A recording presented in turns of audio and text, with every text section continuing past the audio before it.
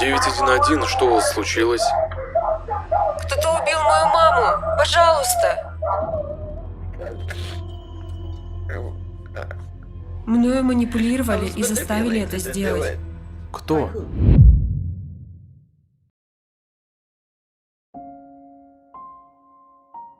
Сабрина Зунич родилась 27 октября 1994 года в Кливленде, штат Огайо, США.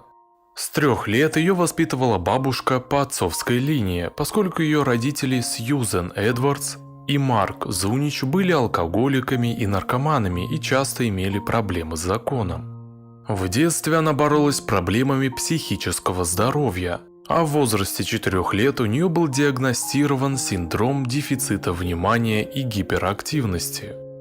Кроме того, в подростковом возрасте она страдала от тревоги и депрессии.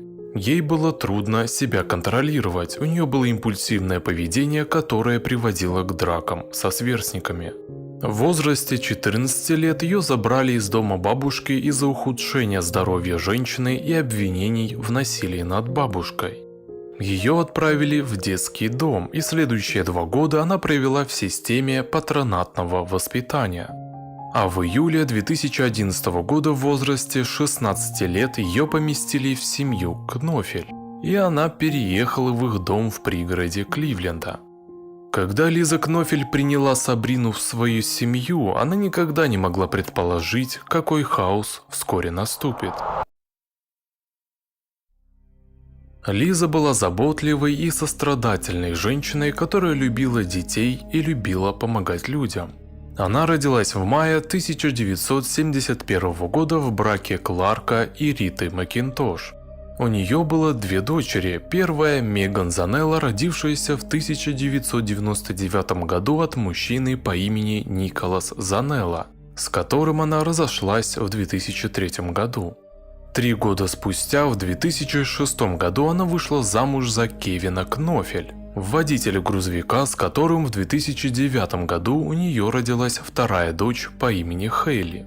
Лиза была социальным работником в отделе по борьбе с сексуальным насилием службы по делам детей и семьи округа Джуэл, штат Огайо.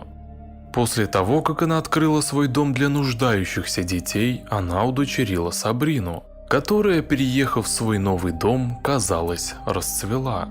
Сначала девушка очень хорошо училась в своей новой средней школе, имела хорошие оценки и начала строить планы на будущее.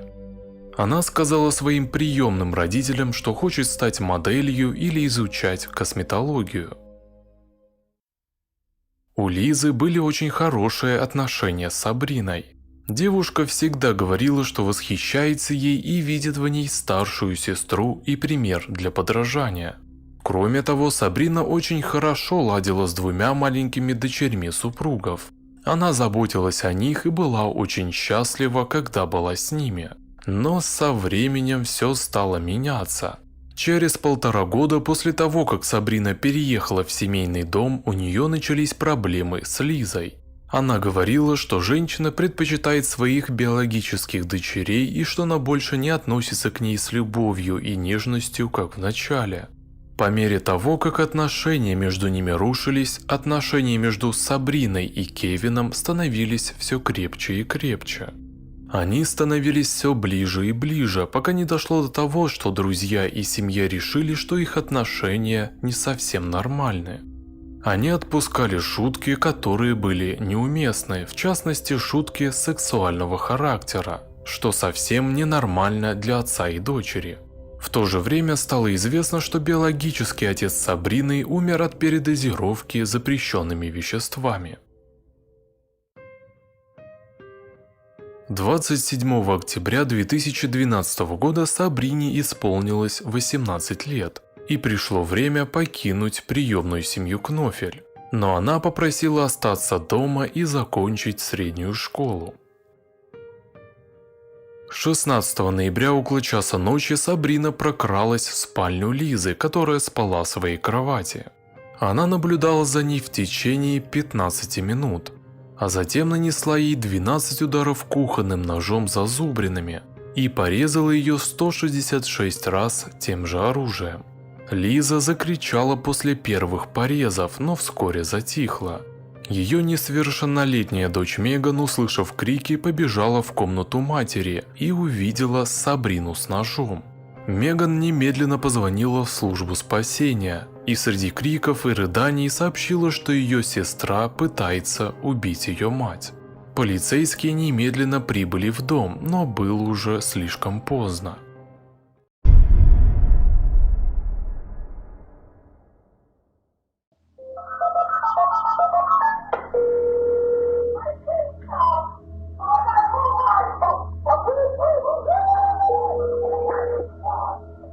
«911, что у вас случилось?» Кто-то убил мою маму. Пожалуйста. Что происходит? У кого нож? Моя сестра. У меня на связи девушка, которая сообщает о нападении с ножом. Так это твоя сестра? Да, она режет мою маму ножом. Пожалуйста, помогите. Что она делает с ножом? Мне нужно, чтобы вы сделали глубокий вдох. Я просто вас не понимаю. На месте преступления сотрудники правоохранительных органов обнаружили Сабрину всю в крови и с несколькими поверхностными ранами на теле. В одной руке она держала нож, с которым напала на Лизу. Хотя казалось, что Сабрина находится в состоянии шока, она делала все, что просили полицейские. Офицер по имени Рэнди Мулин попросил ее бросить нож, и она быстро это сделала. Хотя девушка не сопротивлялась аресту, она не ответила ни на один из вопросов, которые ей задали в тот момент. Поэтому она была доставлена в полицейский участок для допроса.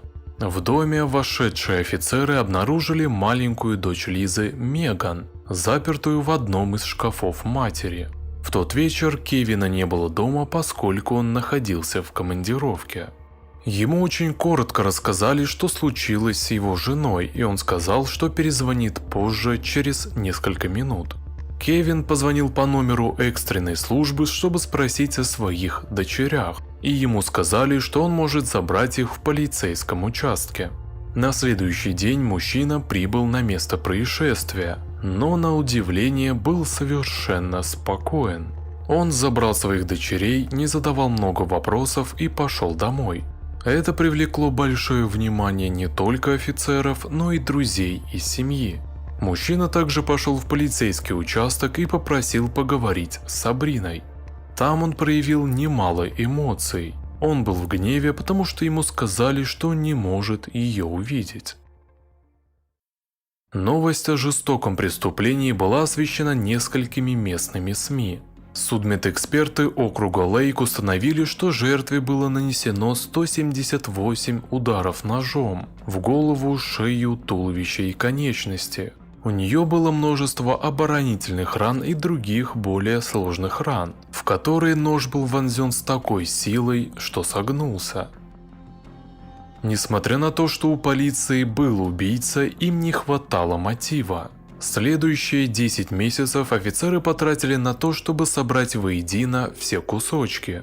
И чем больше они смотрели на отношения Сабрины и Кевина, тем больше подозрений у них возникало. В ходе первоначального расследования выяснилось, что в сентябре того же года задержанная рассказала своему социальному работнику, что Кевин ее сфотографировал и дал взамен деньги. Кроме того, за неделю до преступления именно Кевин связался с социальным работником, чтобы сообщить ей, что он и его жена рассматривают возможность развода и хотят сохранить опеку над своей приемной дочерью. В дополнение к этому подруга Сабрины рассказала следователям, что в начале октября 2012 года Сабрина попросила ее найти киллера и предупредила офицеров, что в этом замешан Кевин. Потому что ее подруга, когда говорила об этом, всегда имела в виду ее и ее приемного отца. Мы говорили по телефону, и она спросила у меня, могу ли я найти киллера. Вы можете сказать, был ли в это время в комнате еще один человек? Да.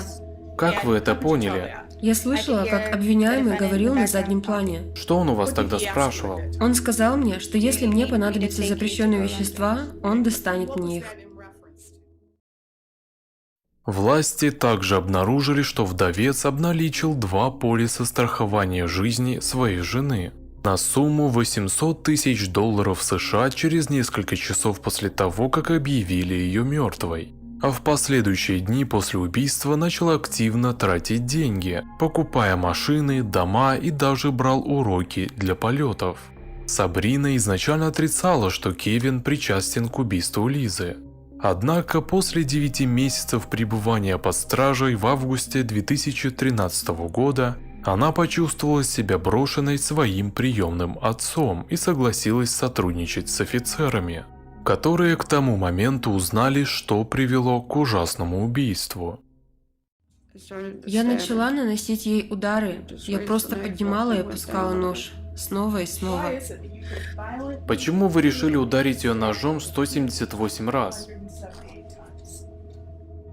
Потому что мною манипулировали и заставили это сделать.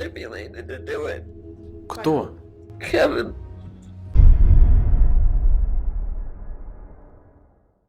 Сабрина обвинила Кевина в организации убийства Лизы и рассказала очень конкретные подробности об их отношениях.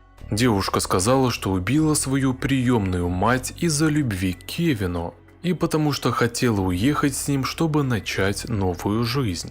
Сабрина рассказала, что их интимные отношения начались в марте 2012 года. По ее словам, все началось с того, что Кевин пришел домой очень уставшим после многочасового вождения грузовика и сказал, что у него болят ноги. Сначала Сабрина предложила сделать ему массаж ног, а затем ситуация стала развиваться, и в сентябре того же года у них появилась регулярная интимная близость. Она сказала, что Лиза никогда не подозревала об этом романе, и что они старались быть очень осторожными во всем, что делали. Кевин также отправил Сабрине много сообщений, в которых говорил, что ему больше не нужна Лиза и что он хочет строить отношения с ней. Девушка сказала ему, что они могут начать новую жизнь вместе, что на деньги от страховых полисов они смогут купить машину и дом, и что Сабрина теперь сможет играть роль матери 2 маленьких девочек в возрасте от 3 до 13 лет. Идея избавиться от Лизы начала набирать обороты до такой степени, что мужчина оформил 2 полиса страхования жизни. Один на $500 000, а другой на 250 тысяч, в котором он был бенефициаром. Сабрина, однако, не хотела причинять боль своей приемной матери и предложила Кевину просто подать на развод. На что тот ответил, что если он это сделает, то Лиза разлучит его с девочками, а также уточнил, что она стоит больше мертвой, чем живой. Сабрина прокомментировала, что дни шли, и Лиза начала очень подозрительно относиться к отношениям между ней и Кевином. Эти подозрения становились все сильнее и сильнее, поэтому она попросила девушку уйти из дома, что разозлило Сабрину, и тогда пара начала планировать лучший способ убийства Лизы. В итоге они решили, что Сабрина убьет ее ножом, украдет некоторые ценности и устроит сцену, чтобы все выглядело так, будто ограбление пошло не по плану и все закончилось убийством. Кевин достал нож и показал Сабрине, как наносить удары и проворачивать лезвие, чтобы нанести максимальные повреждения.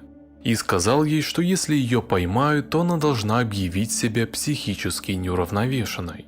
Девушка рассказала, что утром 16 ноября за несколько часов до убийства Лизы по дороге в школу Кевин припарковал машину и начал плакать. Он сказал ей, что накануне вечером они с Лизой ужасно поссорились, и что он собирается совершить самоубийство, если его жена останется в живых. Боясь, что человек, которого она безумно любила, совершит с собой такое, Сабрина согласилась, что она быстро лишит Лизу жизни. Они договорились сделать это тем же утром. Кевин придумал командировку в Мичиган, чтобы выбраться из дома, и уехал. И как мы знаем, тем же утром Сабрина выполнила обещание, которое она ему дала. Хотя никаких вещественных доказательств всего этого не было, поскольку не было ни телефонных сообщений, ни точных записей о романе между Кевином и Сабриной, Полиция поверила девушке, они поговорили с судьей, и было решено, что мужчина должен быть задержан. Таким образом, 9 августа 2013 года 43-летний вдовец был арестован и обвинен в сговоре с целью совершения убийства при отягчающих обстоятельствах и соучастии, а также в 6 эпизодах сексуального насилия. Сабрина согласилась дать показания против него в обмен на пожизненное заключение с возможностью условно-досрочного освобождения через 30 лет. В мае 2014 года начался суд над Кевином, в ходе которого прокурор Патрик Кондон заявил, что нет сомнений в том, кто на самом деле зарезал жертву, но утверждал, что подсудимый знал, что произойдет ранним утром 16 ноября и помогал Сабрине спланировать все убийство. Обвинение вызвало убийцу, которая дала показания о своих отношениях с обвиняемым и подробно рассказала о том, как они планировали преступление, заявив, что это была идея Кевина и что она осуществила ее, потому что любила его и не хотела, чтобы он страдал. Обвинение утверждало, что Кевин хотел прекратить отношения с жертвой и сказал нескольким своим друзьям, что они могут развестись, но если Лиза умрет, он получит финансовую выгоду из-за большого количества страховых полисов. На суде также выступил судмедэксперт округа, который провел все экспертизы тела погибшей. Он рассказал об ужасных травмах женщины и сказал, что, по его мнению, причиной ее смерти стали 2 раны. Одна в челюсть, которая была настолько глубокой, что пробила сонную артерию, и другая в грудь. Но, тем не менее, судмедэксперт отметил, что у Лизы было много ножевых ранений, а также много порезов, некоторые из которых были очень сложными. Кроме того, выступила социальный работник, который отвечал за удочерение Сабрины. Она плакала, давая показания, и сказала, что Лиза была исключительной женщиной и что она никогда не представляла, что Сабрина сможет так с ней поступить. Все из моего агентства и из социальных служб собрались вместе. В свете событий удивлены ли вы произошедшим инцидентом? Да, Вы когда-нибудь думали, что Сабрина может причинить кому-то вред? да, однажды. Хотя официальные лица не смогли получить никаких текстовых сообщений или телефонных звонков между телефонами вовлеченных лиц, записи показали, что в период с 1 по 16 ноября 2012 года между ними было 1491 сообщение. Кроме того, было 78 звонков с 7:12 вечера 15 ноября до 12:48 16 ноября. Всего за полчаса до убийства Лизы. Адвокат Кевина заявил, что в убийстве Лизы виновна только Сабрина, что у полиции нет ни одного вещественного доказательства того, что она и Кевин действительно состояли в интимных отношениях друг с другом, и что нет никакого конкретного сообщения о том, что мужчина спланировал убийство своей жены. Кевин со своей стороны не давал показаний в суде. После нескольких часов совещаний 11 июня присяжные признали его виновным по 11 пунктам обвинения: 6 в сексуальном насилии, 3 в пособничестве и подстрекательстве к убийству при отягчающих обстоятельствах и 2 в сговоре с целью совершения убийства при отягчающих обстоятельствах. 6 августа 2014 года судья Джозеф Гибсон приговорил его к пожизненному заключению с возможностью условно-досрочного освобождения через 30 лет. Защита предупредила, что будет обжаловать приговор, сосредоточившись на том, что обвинение не представило показаний экспертов о психических заболеваниях Сабрины, которые, по их словам, заставили ее действовать в одиночку и совершить преступление. После суда, на котором Сабрина дала показания о своей причастности к убийству приемной матери, большое жюри присяжных предъявило ей обвинение в убийстве при тягчающих обстоятельствах. Впоследствии 29 сентября того же года 19-летняя Сабрина Зунич была приговорена к пожизненному заключению с возможностью условно-досрочного освобождения через 30 лет. Согласно публичным документам, она получит право на условно-досрочное освобождение в 2042 году. В это время ей будет 47 лет.